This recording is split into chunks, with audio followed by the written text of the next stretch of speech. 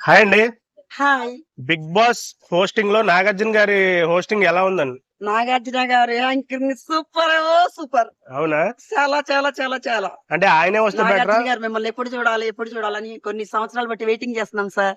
ఓయమ్మో! నాగార్జున గారు చూడండి ఒకసారి ఈమె ప్రాబ్లం ఆఫ్ అంటే ఆయనే బెటరా లేకపోతే మొన్న ఎన్టీఆర్ గారు, నాని గారు వచ్చారు కదా హోస్టింగ్ కి వాళ్ళు ఎవరన్నా వచ్చారు కరెక్టే, వాళ్ళు బాగాలేదని నేను చెప్పట్లేదు. నాగార్జున గారు ఇంపార్టెంట్.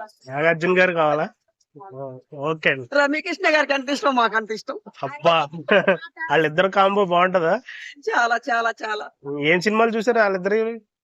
వాళ్ళకి క్రిమినల్ ఏంటి ఒకటి కాదు, చాలా చాలా 90s నుంచి మీరు మొత్తం చిన్నప్పటి నుంచి చూసుంటారు మొత్తం అసలు అన్ని.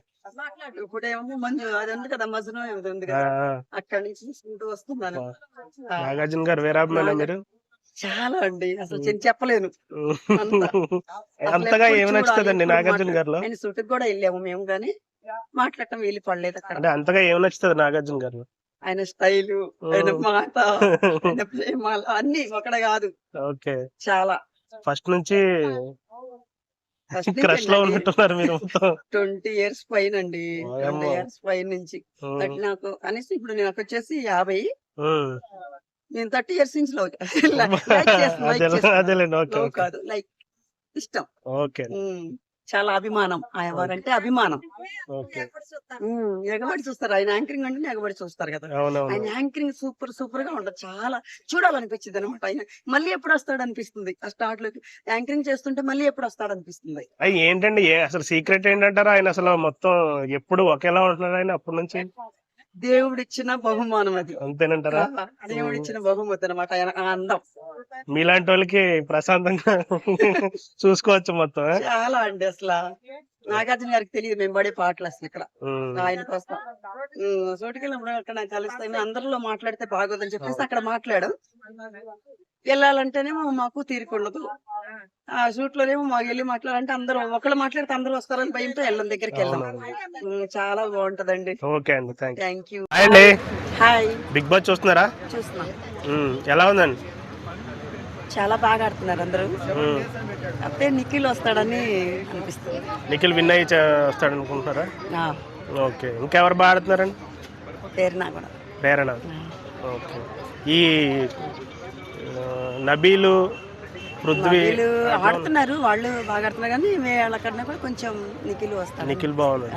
ఓకే. ఈ పృథ్వీ, యష్మి, పృథ్వీ లవ్ ఒక ట్రాక్ నడుస్తుంది కదా, నడుస్తుంది, అవన్నీ మామూలే కదా. ఒక్కో షోకి ఒక్కొక్క జంట ఉంటది అంటారా? అవునవును, అవన్నీ మనం పట్టించుకుంటే చేయలేం కదా. ఓకే. ఈ టేస్టీ తేజ ఎలా ఉన్నట్టు? పర్లేదు.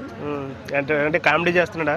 కామెడీ చేస్తారు కదా, కామెడీ మామూలు, వాళ్ళు మామూలు కామెడీ చేయరు మధ్య మధ్యలో. రోహిణి ఎందుకంటే అందరూ ఏడుస్తుండే బాగోదు కదా, ఎప్పుడు పెట్టుకుని ఉంటే బాగోదు కదా.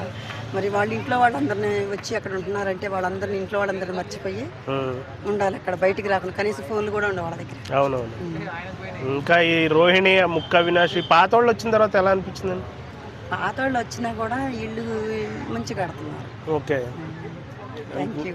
ముందు నుంచి వచ్చే వాళ్ళకే ఛాన్స్ ఉందంటారు, వీళ్ళకి లేదా ఛాన్స్? ఉంది, ఛాన్స్ ఉందా?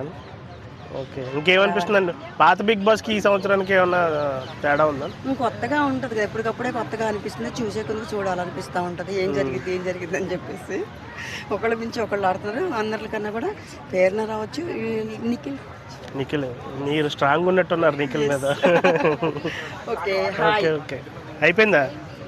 ఇంకా మామూలుగా ఇప్పుడు మీరు సీరియల్స్ చూస్తుంటారా?